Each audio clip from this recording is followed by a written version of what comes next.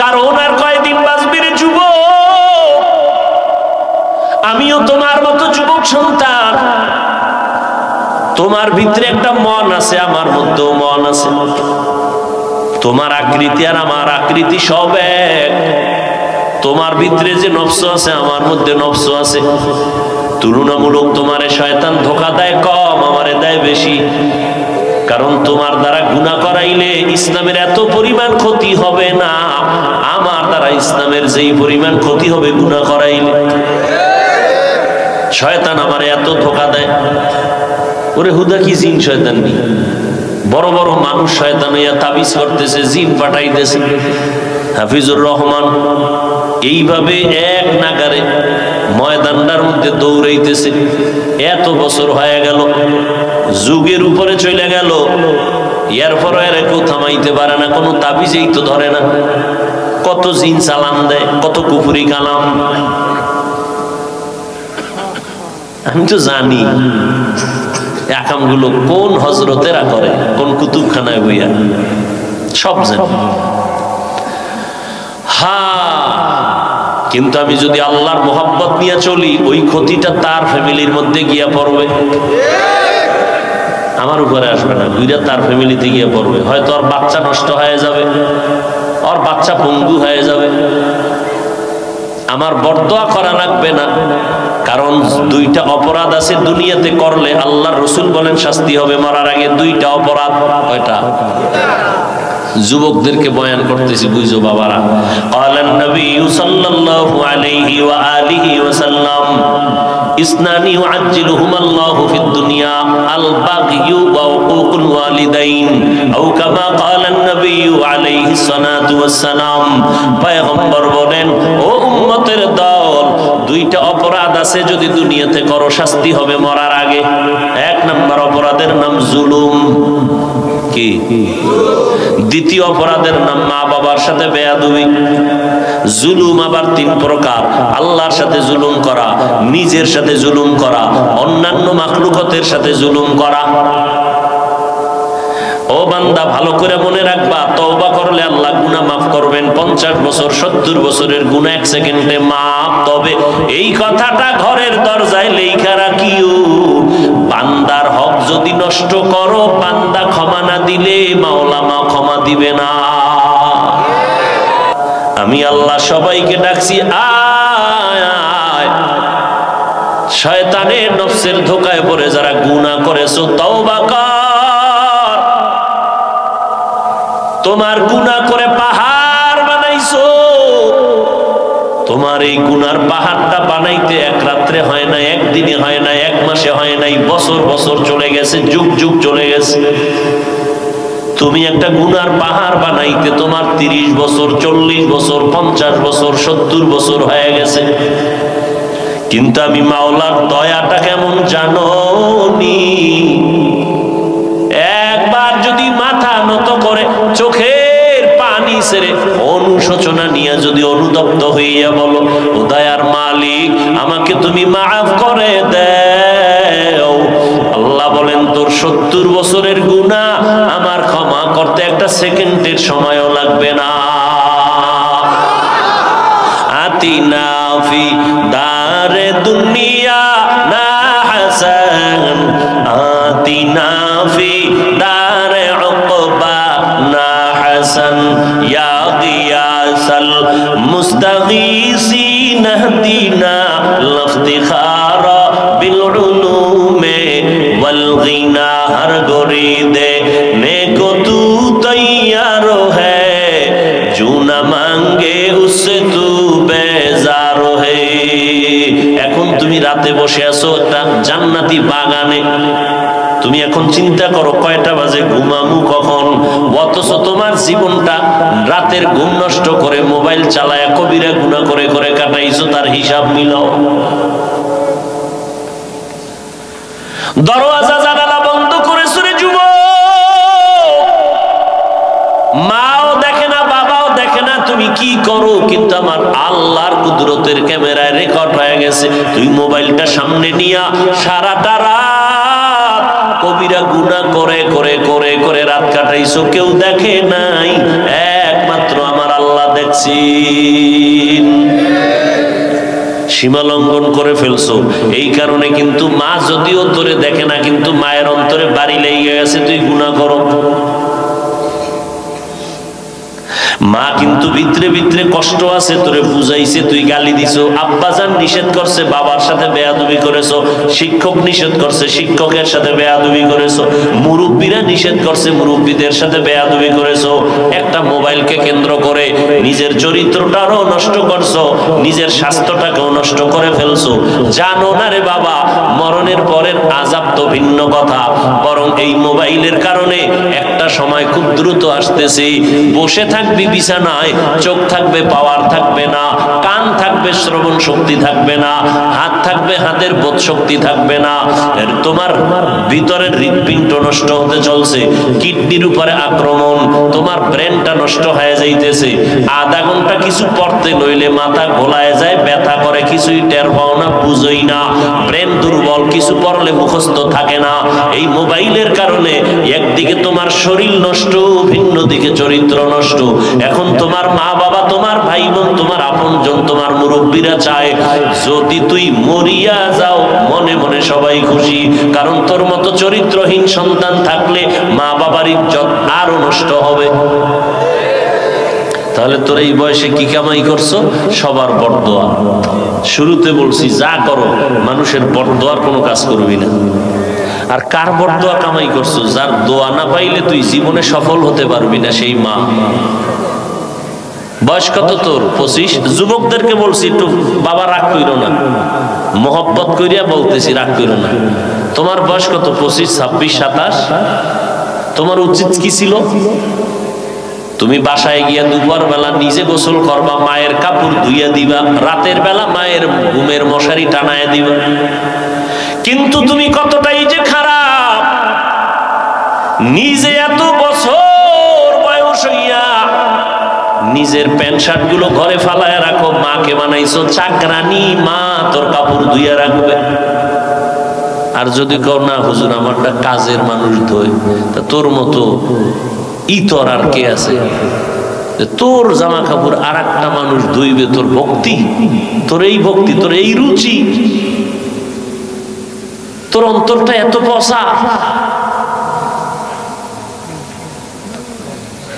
রাগ করবি না রে বাবা, আমি জাহান্নাম থেকে বাঁচাবার জন্য বলছি। যদি কও হাফিজ ভাই পাও ধরো, বল, আমি নিচে এসে পাও ধরো।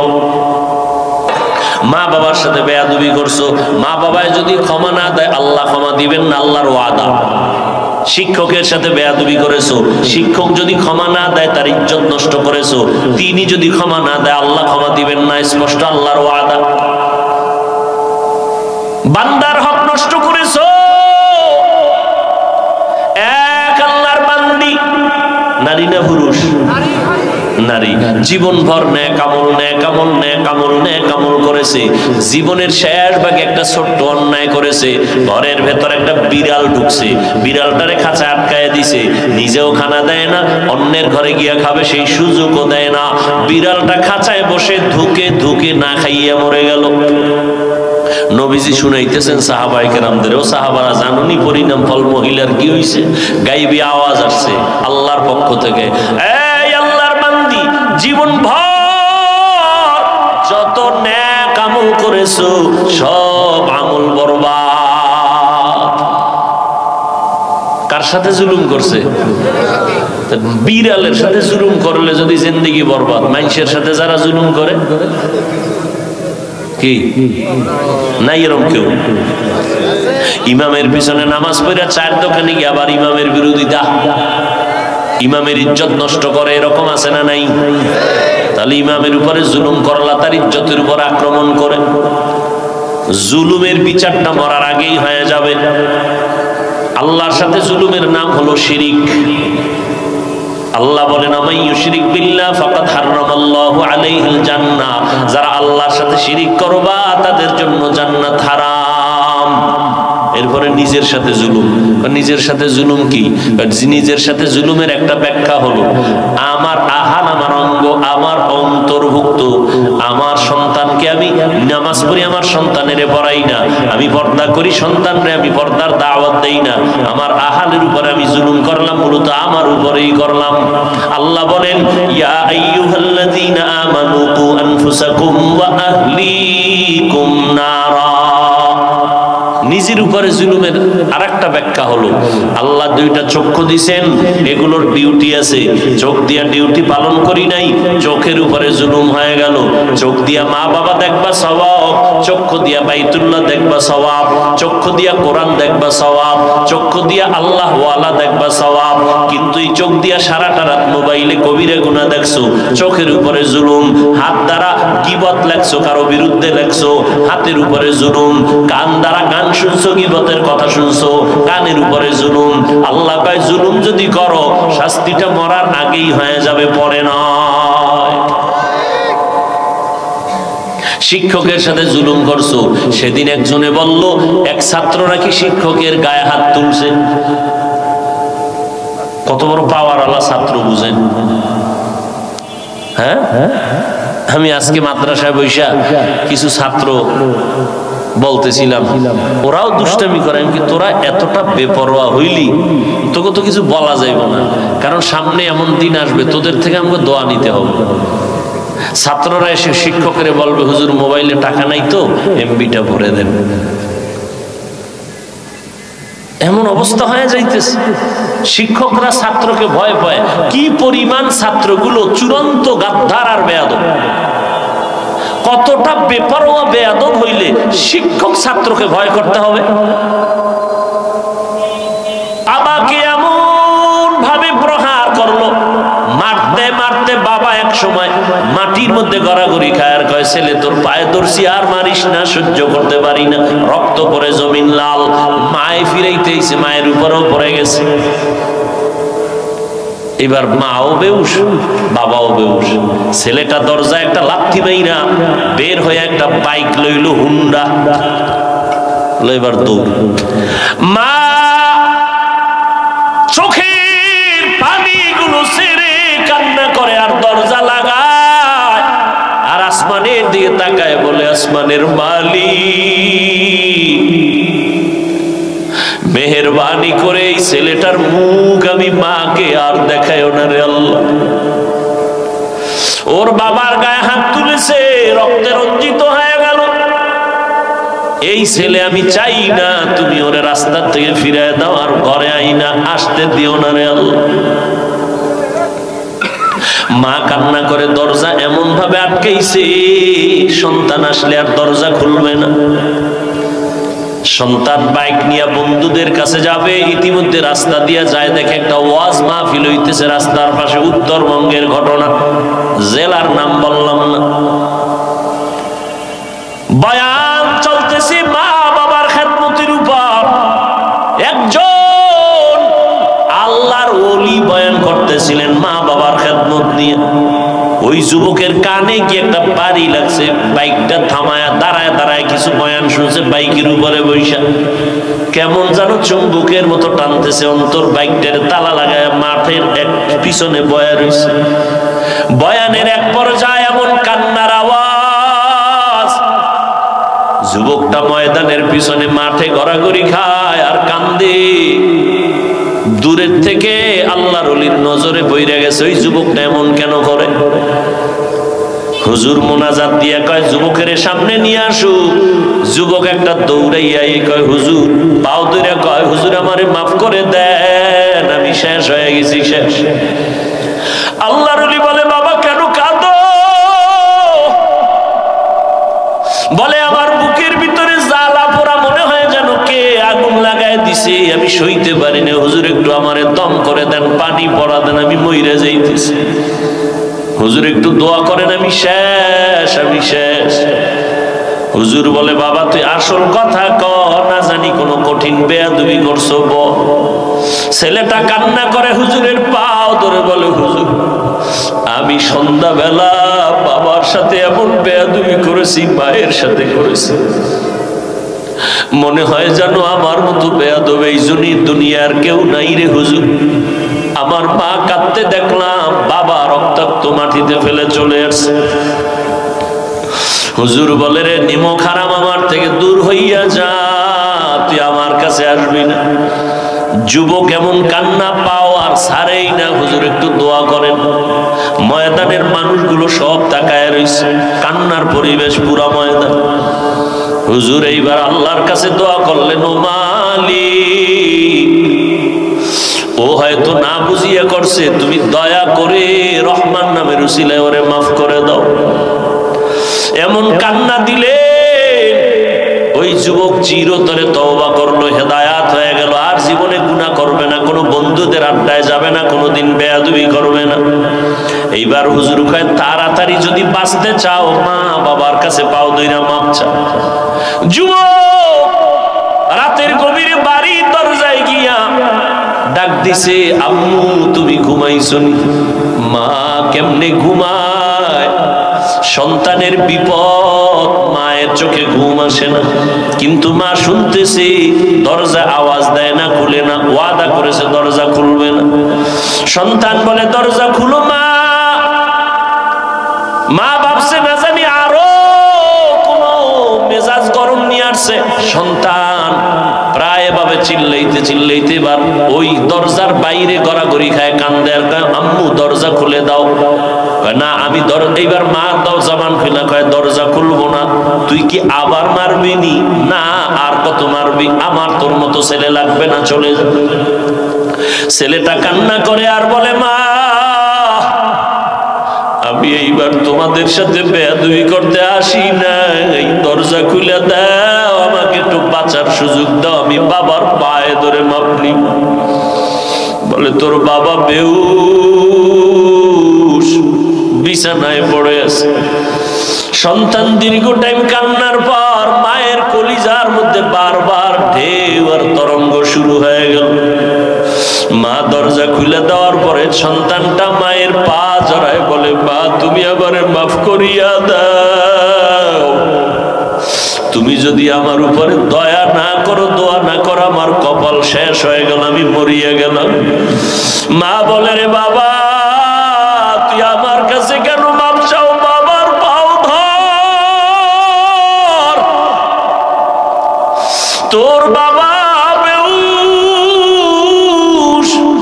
তোর বাবার পায়ে জড়ায় তাড়াতাড়ি মাপ নে, না হয় তোর এই দুনিয়ায় বাঁচতে পারবি না। ওই ছেলেটা বাবার পাও জড়ায় কাঁদে। বাবা বলে, তুই আর আমার গায়ে হাত দিস না, আমার স্পর্শ করবি না, শরীর চলে যা, আমি মরিয়া যাইতেও রাজি, তোরে আমি আর ক্ষমা দিতে রাজি না। এইবার বাচ্চার কান্না এত কঠিন ভাবে শুরু হয়ে গেল, শেষ পর্যন্ত মা আইসা কয়, ও তওবা করছে, জীবনে আর কোনোদিন অন্যায় করবে না, তুমি ওরে মাফ করিয়া দাও। এই যুবক আজকে বুঝো না, মায়ের কাদাইয়া কত ভালো হবি রে বাবা। যারা মানুষের বর্তমান নিয়ে চলে, ওরা বাড়ি গাড়ি করতে পারে, আসলে শান্তি নাই, মনের মধ্যে শান্তি নাই, ঘুমে শান্তি নাই, খানায় শান্তি নাই। ওর পুরা পরিবারের মধ্যে খোঁজ নিয়ে দেখবি শুধু আগুন জ্বলে, স্ত্রী নিয়ে শান্তি নাই, সন্তান নিয়ে শান্তি নাই। ও যুবকেরা, আজকে তুমি পরীক্ষায় ভালো নাম্বার পাইছো, তোমার বাহাদুরি না, কসম আল্লাহর, মা বাবার দোয়া, চোখের পানির বদৌলতে। আজ ওই মা বাবার চোখের পানির কারণে আজকে তুমি যুবক, ওই মা বাবার চোখের পানি আর দোয়ার কারণে আজকে আমি চেয়ারে বসছি রে বাবা। ওই মা বাবার চোখের পানি আর দোয়া যদি না থাকতো, টাকার মালিক হইতে পারতা না রে বাবা, বাড়ি গাড়ির মালিক হইতে পারতা না। ওই মা বাবা এই জীবনটা কত বিসর্জন দিয়ে কষ্ট করে তোমারে আমারে বড় বানাইছে। এখনো এই বক্তা জগতে এইসব বাড়ি যাইতাম পারে, বা মাঝে মাঝে রাতের বেলা ঘুমায় থাকতাম, মশারি টানাই নাই, দেখি সকালবেলা মাথার উপরে মশারি। মাকে বলতাম, মা আমি তো মশারি টানাই না, কে টানাইলো? কয়, বাবা রাতে আমার ঘুম হয় না, আমি গভীর রাত্রে খুঁজলাম, তোর তাহারা দিতে গিয়া পাহারায় গিয়া দেখলাম মশারি নাই, মশা ঘুরে, আমি মা নিজে তোর মশারি টানাইয়া দিলাম। ওই মাকে যারা ভুলিয়ে গেছো রে যুবক, ওই মায়ের কলিজায় যারা আঘাত দিয়েছো, এখনো সময় আছে, ক্ষমা চাও। আজকে এই সুন্দর বেহেশতের বাগানে বৈশাও তোমার এত বয়ানের পরেও দিল নরম হয় না। অথচ কারণটা কি জানো? মা বাবার কষ্টর বরদোয়া তোর কপালে লাগছে। না হয় বহু বান্দার চোখে পানি, তোমার চোখে পানি আসবে না কেন? আল্লাহ তো তওবার দরজা দিয়া ডাকতেছেন। ওই মা বাবায় যদি ক্ষমা না করে তোমার কোটি তওবায় কাজ হবে না। তুমি যদি বান্দার অন্তরে কষ্ট দাও, আল্লাহর প্রিয় বান্দা যারা, এদের অন্তরে যদি কষ্ট দাও, তোমার হাজারো তওবায় কাজ হবে না, চোখে পানি আসবে না। মুরব্বীদের থেকে ক্ষমা নাও, আলেম থেকে দোয়া নাও, আল্লাহর কাছে কঠিন ভাবে তওবা করে নাও। দুনিয়ায় কয়দিন বাঁচবি রে যুবক? এমন একটা দিন নেই যুবকের লাশের খবর নাই। পানির নিচে যুবকের লাশ, গাড়ির নিচে যুবকের লাশ, ঘুমের বিছানায় যুবকের লাশ।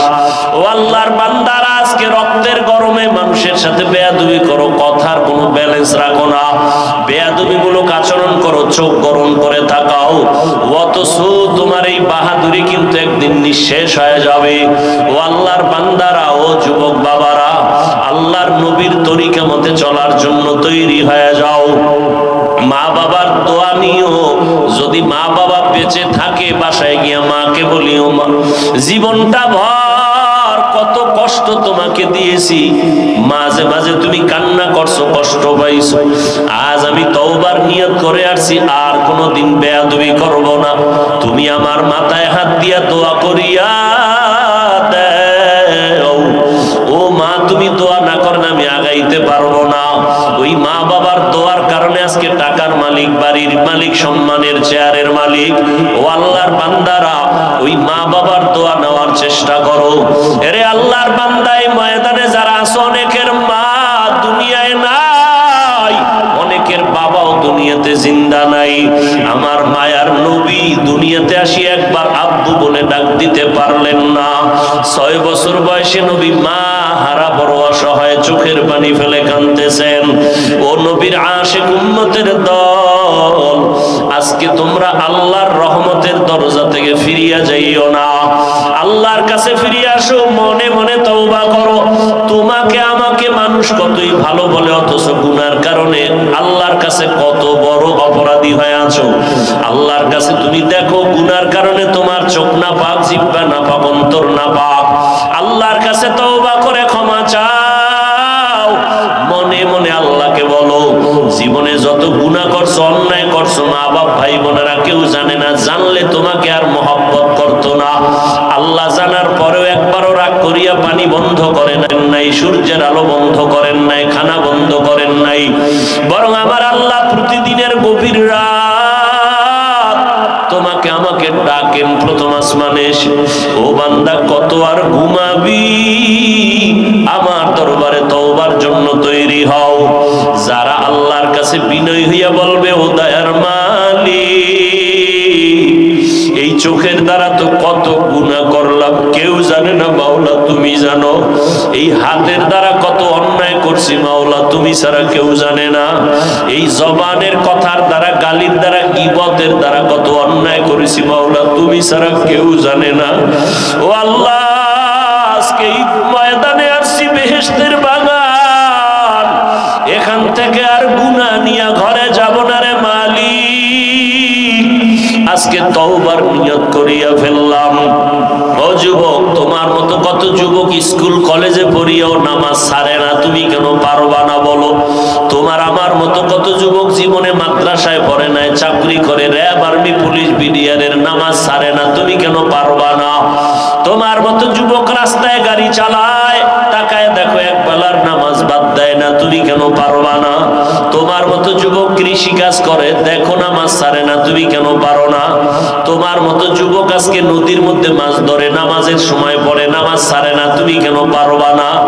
ও বৃদ্ধ বাবাজিরা, আপনাদের মতো কত বুড়া মানুষ মসজিদে গিয়ে কষ্ট হলেও নামাজ পড়ে, আপনারা কেন পারেন না?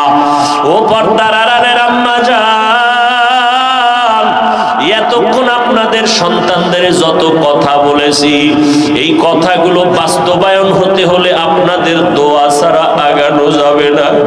এরে পর্দার আড়ালের মা, আপনার সন্তানটাকে ডাক্তার বানাবেন। আমি কিন্তু একবারও বাধ্য করে বলি নাই যে মাদ্রাসায় পড়া লাগবে, আমি একবারও বাধ্য করিয়া বলি নাই তাবলীগে না গেলে গুনাহ হবে। আপনার সন্তানকে আপনি ডাক্তার বানাবেন, কোনো বাধা নাই। আপনার সন্তানকে ইঞ্জিনিয়ার বানাবেন, বাধা নাই। আপনার সন্তানকে প্রফেসর বানাবেন, বাধা নাই। তবে আমার অনুরোধ হলো আপনার সন্তানকে আপনি বেয়াদব বানাবেন না। আপনার সন্তানকে ডাক্তার যদি বানাইতে চান, কোরআন পড়াইয়া নবীর আদর্শওয়ালা ডাক্তার বানায়া যাবেন। আপনার সন্তানটাকে কোরআনওয়ালা নবীর আদর্শের ইঞ্জিনিয়ার বানাবেন।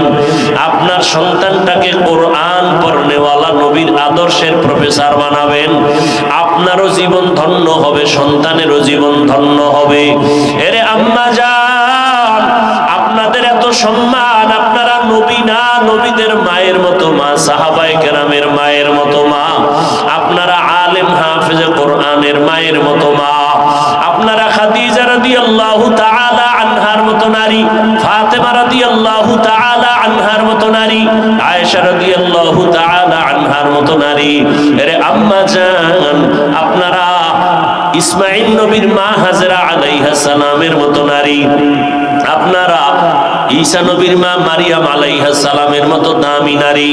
বেঈমান ফেরাউন যে আল্লাহর সাথে চ্যালেঞ্জ দিয়া নিজের খোদা দাবি করলো, ওই ফেরাউনের ঘরে তার আপন স্ত্রী আসিয়া এতটা আল্লাহর উপরে ভরসা ঈমান আনলো। আল্লাহর নবী বলেন জান্নাতে কিয়ামতে আমার সাথে আসিয়ার বিয়া হয়ে যাবে। ও পর্দার আড়ালের আম্মা জান, আপনাদের মতো কত মা এখনো আছে স্বামীর মাল হেফাজত করে, সন্তানগুলো আদর্শওয়ালা বানানোর মেহনত করে, পর্দা করে, গুনাহ করে না, স্বামীর মাল নষ্ট করে না। আপনারা কেন পারবেন না রে আম্মা জান? ভালো একটা সন্তান দুনিয়াতে রেখে যাবেন, আপনার সন্তানের আচরণে যেন আলেমরা খুশি হয়ে দোয়া করে, মুরব্বীরা খুশি হইয়া দোয়া করে, শিক্ষকেরা খুশি হইয়া দোয়া করে, অন্য বন্ধু বান্ধবেরা খুশি হয়ে যেন দোয়া করে। এরে আম্মা জান, আপনার চোখের পানি আর দোয়ার অবদান ছাড়া আগানো যাবে না।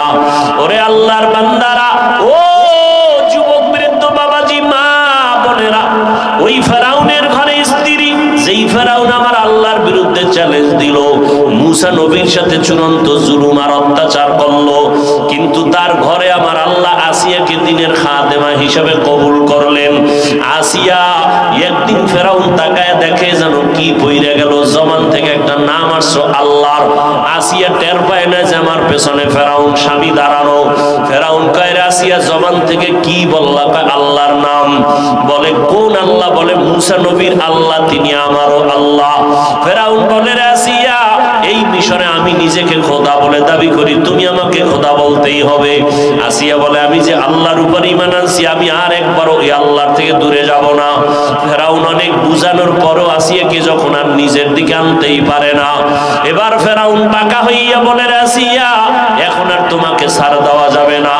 আসিয়ার থাকার জায়গা দেয় না, খানা পর্যন্ত দেয় না। আসিয়ার উপরে এত অত্যাচার শুরু করে দিল।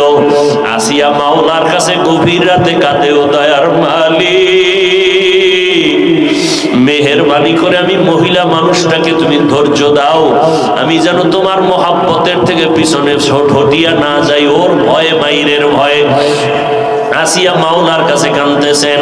ফেরাউন এক পর্যায়ে অসহ্য হইয়া ঘোষণা দিয়ে দিল, আসিয়া তোমাকে অমুক দিন ফাঁসি দিব, শুলিবিদ্ধ করে মেরে ফেলবো। খবর হয়ে গেল পুরা মিশরে আসিয়ার ফাঁসি হয়ে যাবে, শুলিবিদ্ধ করবে। এই অবস্থা যখন তারিখটা আসলো, লক্ষ লক্ষ মানুষ হাজির হয়ে গেল। আসিয়া কাঁদতেছে, আল্লাহর কাছে দোয়া করে, আল্লাহ ধৈর্য ধারণ করার তৌফিক দান করো। হঠাৎ নজর করে দেখে মুসা নবী হেঁটে যায়। আসিয়া ডাক দিয়ে কয়, পয়গম্বর, আমার অবস্থা আপনি জানেননি? কয় জানি। বলে আমার এখন মরণ সময়, আমার আল্লাহ এই মুহূর্তে আমার উপরে বেজার না খুশি? আল্লাহর নবী মুসা ডেকে বলেন, আসিয়া, আল্লাহ তোমার উপরে অনেক খুশি। এই কথা শুনিয়া আসিয়া চোখের পানি ছেড়ে আল্লাহর কাছে কান্না শুরু করলেন, আসমানের দিকে তাকাইয়া। ক্বালাত রব্বি বিনি লি ইনদাকা বাইতান ফিল জান্নাহ ওয়া নাজ্জিনি মিন ফিরআউনা ওয়া আমালিহি ওয়া নাজ্জিনি মিনাল কওমিজ জালিমিন। ও আল্লাহ, এত বড় পৃথিবীর একটা রাষ্ট্রপতি হইয়া তার বিবি হইয়াও থাকার মতো জায়গা পেলাম না, খানার আরাম কিছু পেলাম না, আজ আমার ফাঁসি দিতেছে। ও আল্লাহ, দুনিয়ায় শান্তি পেলাম না, আমার আসিয়ার জবানের একটা দিলের তামান্না, দুনিয়ায় জায়গা পাই নাই রে মালিক, তবে ওই সুন্দর জান্নাতে তোমার পাশে আমার জন্য একটা ঘর বানাইয়া দিও। আসিয়া কান্না করিয়া হঠাৎ আসিয়া মুস্কি হাসতেছেন। ফেরাউন বলে, আসিয়া এখন তোমার বিপদ সময় হাসো কেন? আসিয়া কয়, বেঈমান তুমি বুঝবা না, আল্লাহ আমার কলবের চক্ষু খুলে দিয়েছেন, আল্লাহর কাছে দোয়া করেছি জান্নাতে একটা ঘর বানানোর জন্য। আমি এখন তাকায়া দেখতেছি জান্নাতের ঘর দেখা যায় সাজানো, লক্ষ লক্ষ ফেরেশতারা রেডি হয়ে আছে, আমার রূহটা জান্নাতে মালিকের মোলাকাতে নিয়ে যাবে, তাড়াতাড়ি আমাকে শুলিবিদ্ধ করে দাও, মরণ হয়ে যাবে, আমি মাওলার মোলাকাতে চলে যাব। ওই জান্নাতের সাজানো ঘর দেখে আমি হাসতেছি খুশিতে, ফেরেশতারা অপেক্ষা করে আমাকে জান্নাতে নেওয়ার জন্য। ও পর্দার আড়ালের আম্মা জান, আল্লাহর কাছে তওবা করেন পিছনের গুনার জন্য। বৃদ্ধ বাবাজিরা আল্লাহর কাছে তওবা করেন। ও যুবকেরা আল্লাহর কাছে তওবা করো। আর যদি মা বাবার সাথে অন্যায় করো তার থেকে আগে ক্ষমা নিতে হবে। ওস্তাদ শিক্ষকের সাথে যদি বেয়াদবি করো তাদের ক্ষমা লাগবে আগে। কোন মুরব্বীদের সাথে যদি বেয়াদবি করো ক্ষমা ছাড়া আল্লাহ ক্ষমা করবেন না। তবে আল্লাহকে বলো, আল্লাহ জীবনে শয়তানের ধোকায় পড়ে অন্যায় করেছি, আজকে থেকে তওবা করলাম খাঁটিভাবে, এক ওয়াক্ত নামাজ আর ছাড়বো না, আর দাড়ি কাটবো না, বেপরদায় চলবো না, মা বাবাকে আর জীবনে কখনো কষ্ট দিব না, ওলামায়ে কেরামের বিরোধিতা করব না, আজকে থেকে তাদের পরামর্শ নিয়ে নেক আমল করব, নবীর সুন্নাত অনুযায়ী চলবো, আজকে থেকে আর কোনোদিন কোনো অন্যায় করব না। ও আল্লাহ, তুমি আমার তওবা কবুল করো। আল্লাহ পাকের ওয়াদা, বিনয় হইয়া যদি এক ফোঁটা চোখের পানি ছেড়ে তওবা করো বিনয়ের সাথে, আমার আল্লাহ মুহূর্তে তোমার জীবনের সব গুনাহ মাফ করে দিবেন। ও আল্লাহর বান্দারা, জানি না এই ময়দানে কার তওবার নিয়ত হইল তাও জানা নাই, তবে আমি শুরুতেই বলেছিলাম আল্লাহ যদি কবুল করে তো নবীকে জবাই করতে আসিয়াও কালেমা পড়ে নেয়, আর আল্লাহ যদি কপালে আগুন লাগায় দেয় নবীজির বয়ান শুনিয়াও কালেমা পড়ে না। এইরকম কিছু মানুষ এখানে আছে, বিভিন্ন জায়গায় আছে, প্রত্যেকটা মাহফিলে হাজারো বয়ান শুনিয়াও তার চোখে পানি আসে না, মোনাজাতে অনেকে কাঁদে, ওই কপাল পড়ার চোখে পানি নাই, বরং ওই বান্দা তওবারও নিয়ত করে না, বাইরে যাইয়া আরো বিরোধিতা করে, সমালোচনা করে। আর একদল আল্লাহর বান্দা আছে ওমরের মেজাজওয়ালা, এরা ময়দানে গুনাহ নিয়ে ঢোকার পর গুনার কথা যখন মনে পড়ে, মরণের ভয় যখন আসে, তখন চোখের পানি ছেড়ে গোপনে একা একা কাঁদে আর বলে, ও মালিক, জীবনে তো অন্যায় কম করি নাই, দুনিয়াতে সূর্যের গরম সইতে পারি না, কবরে গুনাহ নিয়ে গেলে জাহান্নামের গরম কেমনে সহ্য করব, একটা বেতের বাড়ি সইতে পারি না, কবরে মাটির চাপ কেমনে সহ্য করব। ও আল্লাহ, জীবনে আর কোনোদিন গুনার কাছেও যাব না। বান্দা যখন চোখের পানি ছেড়ে তওবা করে, আল্লাহ পাক রব্বুল আলামিন ওমরের মতো তাকে হেদায়েতের দরজায় কবুল করে নেন। ও আল্লাহর বান্দারা, যাদের অন্তর তৈরি হয়ে গেল, মুনাফিকি অন্তরে নাই, দুর্বলতা নাই, মরিয়া গেলে যাবা, তারপরও আর নামাজ ছাড়বা না, দাড়ি কাটবা না, মা বাবাকে কষ্ট দিবা না, উলামায়ে কেরামের দোয়া নিয়ে চলবা, নবীর তরিকা মেনে চলবা, কোনোদিন কারো বরদোয়া নিয়ে চলবা না, আল্লাহর নবীর তরিকা মেনে চলবা, দেশ জাতির বিরুদ্ধে ষড়যন্ত্র করবা না। তওবা করার মতো যদি কারো অন্তর তৈরি হয়, মুনাফিকি না থাকে, খাঁটি তওবার নিয়তে দুটো হাত আল্লাহকে দেখায়া দাও। আয় আল্লাহ, হাতগুলো কবুল করে নেন, তওবা কবুল করে নেন, একজনের হাতও খালি ফিরাইয়া দিয়েন না রে আল্লাহ। আয় আল্লাহ, আমরা নফসের ধোকায় পড়ে গুনাহ করেছি, তওবার নিয়ত করেছি, আর গুনাহ করব না রে আল্লাহ, আমাদের তওবা কবুল করে নেন। মরণ পর্যন্ত তওবার উপরে মজবুত হইয়া গুনাহ মুক্ত হইয়া চলার তৌফিক দান করেন, আমিন। আলহামদুলিল্লাহি রাব্বিল আলামিন।